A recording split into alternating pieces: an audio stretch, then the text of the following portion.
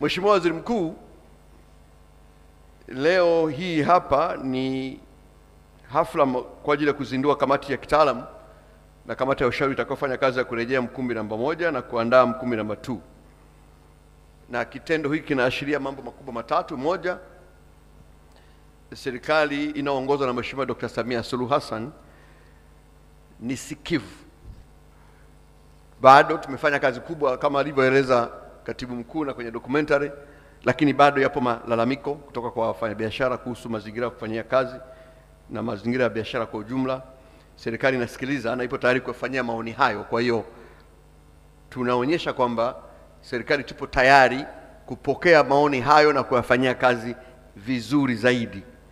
Hivyo Mheshimiwa Waziri Mkuu, baada ya kazi kubwa iliyofanyika ya kuboresha mazingira ya biashara na uwekezaji, tunaenda sasa kuandaa mpango mpya ili kuendana na mazingira ya sasa.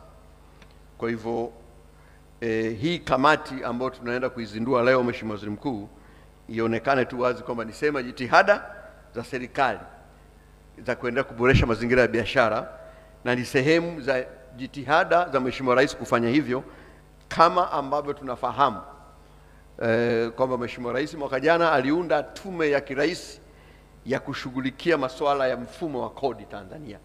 Kwa hivyo kamati hii na kamati ya Mheshimiwa Rais zikuungana pamoja, zile ripoti tunaamini kwamba tutatoa mwelekeo mzuri zaidi wa kuboresha mazingira ya biashara hapa nchini kuelekea mbele.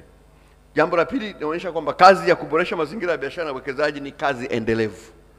Kwa hiyo it is an ongoing concern, jambo ambalo linaendelea. Na jambo la tatu, Mheshimiwa Waziri Mkuu, rasimu ya dira ya taifa ya maendeleo kama ambavyo ilizinduliwa pale Zanzibar na kama ambavyo juzi umetukabidhi rasimu yake, imeweka mkazo mkubwa sana kwenye kuboresha mazingira ya biashara na uwekezaji kama msingi wa kufikia malengo na shabaha zilizowekwa. Kwa hiyo Mheshimiwa Waziri Mkuu, kama unavyofahamu, rasimu ya dira imeweka shabaha kubwa sana za uchumi katika nchi hii kuelekea miaka 25 ijayo. Ili kufikia hapo, hakuna namna nje ya kuboresha mazingira ya biashara na uwekezaji. Lazima uchumi ukue sana. Ili uchumi ukue sana, lazima biashara zikue, ziongezeke. Na ili biashara ziongezeke na kukua, lazima uwekezaji ufanyike nchini. Yote hiyo itategemeana na mazingira ya biashara ambayo tutayaweka. Kwa hivyo kwenda huko mbele tunatarajia kufanya mapinduzi makubwa sana kwenye mazingira ya biashara. Kazi hii ya kufanya mapinduzi makubwa, Mheshimiwa Waziri Mkuu, tumeikabidhi timu, na baada ya maelezo naomba sasa nitambulishe timu ambayo itaenda kufanya kazi hii. Zoezi hili linaenda kufanywa kazi katika ngazi mbili. Kwanza kuna ngazi ya kamati ya uongozi wa kitaifa ambayo Mheshimiwa Waziri Mkuu itakuwa chini ya kwako mwenyewe.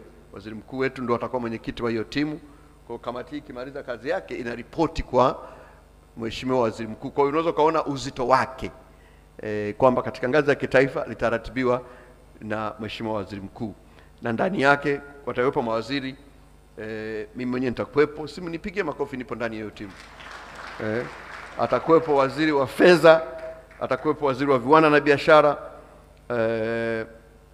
atakuwepo pia waziri wetu wa sekta mbalimbali, kuwepo madini, nishati, maliasili, lakini watakuwepo makatibu wakuu wa hizo sekta.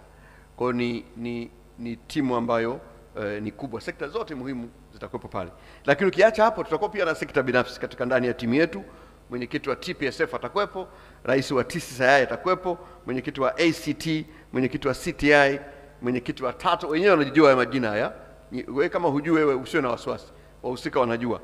Mwenyekiti wa TATO, mwenyekiti wa TWCC, mwenyekiti wa JWT, sio WT zaidi ya jesha, JWT, mwenyekiti wa chemba ya uchimbaji madini, mwenyekiti wa TUCASA, mwenyekiti wa TATOA na mwenyekiti wa Tanzania Bankers Association. Kwa hiyo sekta binafsi itakuwa sehemu muhimu ya timu hii.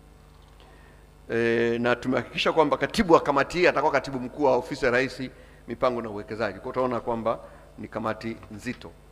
Lakini Mheshimiwa Waziri Mkuu, timu nyingine ambayo utaizindua leo ni timu ya wataalamu.